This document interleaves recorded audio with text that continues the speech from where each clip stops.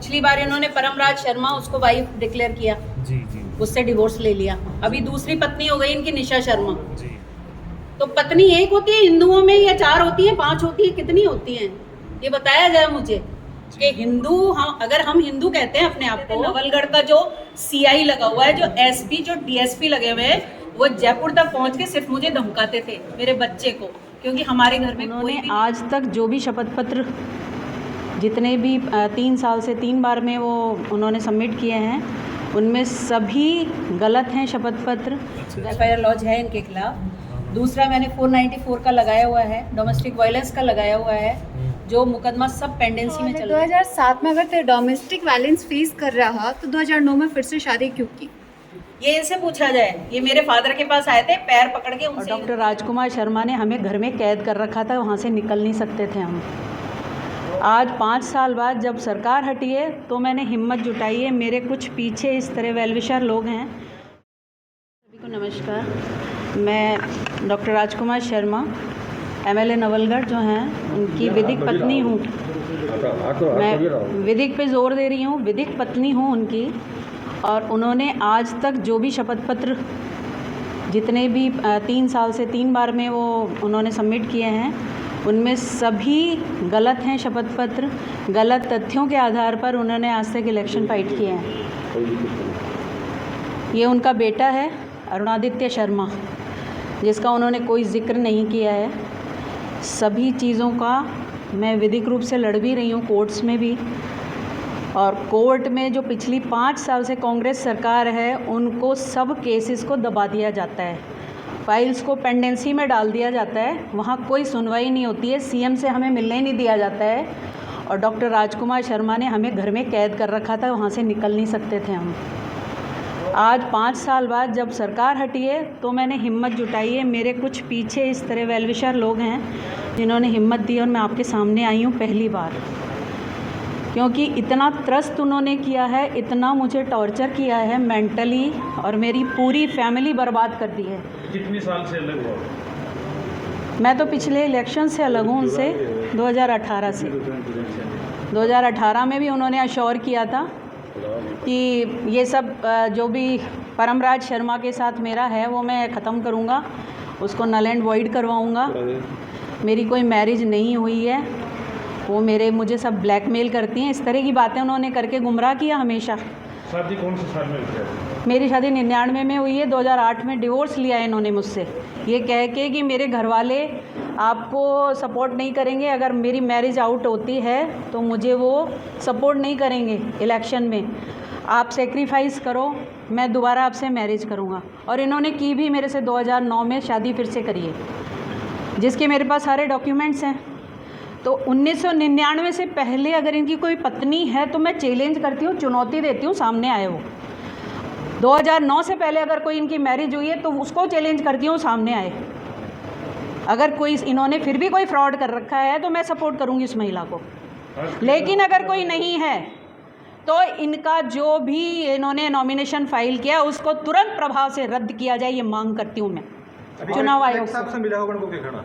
जी, collector साहब से मिला होगा? कलेक्टर साहब ने कहा है कि हम कोर्ट में भेजेंगे मैम, हम तो ये प्रोसेस करते हैं, आपने ऑब्जेक्शन किया है, हम इसको कोर्ट में भेजेंगे, कोर्ट विल डिसाइड। आप कह रहे हो कि बंधक बना रखा था, कहाँ बंधक बना रहे थे, कौन सी? बंधक तरीका ये होता है कि मेरा पूरा फैमिली ख़त्म हो गया। मेरी मदर हार्ट अटैक से डेथ हुई है इनकी वजह से, मेरे फादर के गैंग्रीन हुआ पैर में, उनकी डेथ हो गई। मैं एक आर्मी ऑफिसर की बेटी हूँ, जो बहुत इज़्ज़तदार लोग होते हैं और अपनी इज्जत के लिए मर जाते हैं। आप मूलतः रहने वाली कहाँ के हैं? मैं मूलतः जयपुर की हूँ रहने वाली। 2009 में कौन सी कोर्ट में आपकी शादी हुई?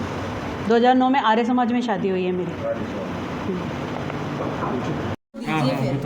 हाँ, इन्होंने ये कहा है कि मेरे खिलाफ कोई केस लंबित नहीं है, जिसकी डिटेल मैंने इसमें दी है, केस नंबर तक इसमें दिया हुआ है। अगर प्रशासन चाहेगा तो इस पर कार्रवाई की जा सकती है। कौन सा केस चल रहा है?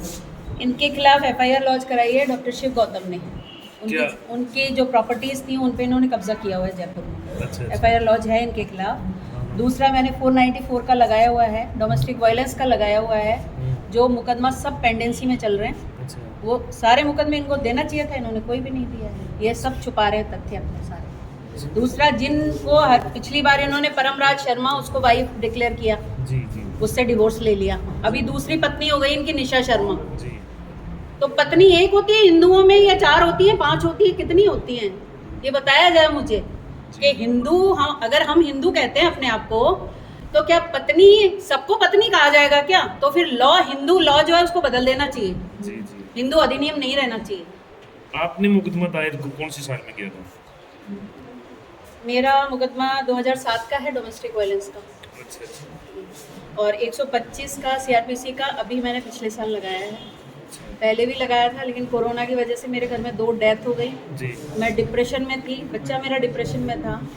ये 2018 के इलेक्शन में हमें अश्योर करके मैं आ रहा हूँ, इलेक्शन जीत के उसके बाद मैं सब ठीक कर दूंगा, और ये हमें छोड़ के भाग गए। हमने कंप्लेंट करवाने की कोशिश करी तो हमें किसी से मिलने नहीं दिया जाता था। सचिन पायलट के मेरी मदर हार्ट अटैक पेशेंट, वो वेंटिलेटर से आई थी, हम लोग मिलने गए हैं, वहाँ से इनके पास सूचना पहुँच गई, साहब आपकी वाइफ आई हुई हैं, तो इन्होंने हमें टॉर्चर किया घर पे। उसमें मेरी मदर की हार्ट अटैक से डेथ हुई। इस छोटे से बच्चे को लेके मैं जगह जगह गई हूँ, लेकिन मुझे मिलने नहीं दिया जाता किसी से। और यहाँ आते हुए इनके भाई और इतने सारे इनके बॉडीगार्ड्स रहते हैं, वो हमें धमकियाँ देते हैं। जी। इस बच्चे को, ये मुझे पापा से मिलना है, मैं जगह जगह इसको लेकर गई हूँ, और इन्होंने मना करवा दिया, मुझे नहीं मिलना, मैं नहीं मिलूंगा। लास्ट टाइम आप कितने साल पहले मिले थे डॉक्टर राजकुमार शर्मा से? मैं राजकुमार शर्मा से अभी मिली हूँ कोर्ट में, मैंने जिस दिन केस फाइल किया है अपना। अच्छा अच्छा।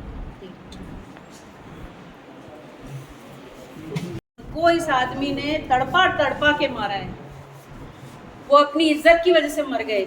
और मेरी मदर ने मरते मरते भी लेटर यहाँ से पोस्ट किया है गृह मंत्रालय तक, हर जगह हमने लेटर पोस्ट किए हैं, और वहाँ से हमारे पास इंक्वायरीज आती थी और ये आदमी दबा देता था। एसपी आके मुझे टॉर्चर करता था, आप अपने डॉक्यूमेंट्स दिखाइए, आपकी शादी हुई है। ये मुझे टॉर्चर किया जाता था हर जगह। हमारे घर पे आके पुलिस वाले धमकी देते थे। नवलगढ़ का जो सीआई लगा हुआ है, जो एसपी, जो डीएसपी लगे हुए हैं, वो जयपुर तक पहुंच के सिर्फ मुझे धमकाते थे, मेरे बच्चे को, क्योंकि हमारे घर में कोई भी नहीं है, मैं और मेरा बेटा 2 ही हैं बस। ये कुछ अपील करना चाहते प्रशासन को? आप लोगों को अपनी तरफ से मैं मीडिया वालों से हाथ जोड़ के विनती करती हूँ, पैसे वाले आपको सब मिलेंगे जी, हर कोई मिलेगा, आपको बहुत इनकम होगी, लेकिन यहाँ पे राजनीति भी मत होने दीजिए, और यहाँ पे इकोनॉमी को भी मत लाइएगा। ये मैं लड़ाई जो लड़ रही हूँ, मेरे बच्चे के अधिकार की लड़ाई, मेरा अधिकार तो ये आदमी कब का खा चुका जी जी। और बेइज्जत कर चुका। हमारी इज्जत को इसने जगह जगह बेचा है, और इस तरह की लेडीज को, एक को दुबई में रखता है, एक को यहाँ रखता है, किसी को मानसरोवर में जयपुर में रखता है, कोई यहाँ आपकी यहाँ की भी है एक जाट लड़की, मुझे ऐसी सूचना मिली है, यहाँ भी एक लड़की है।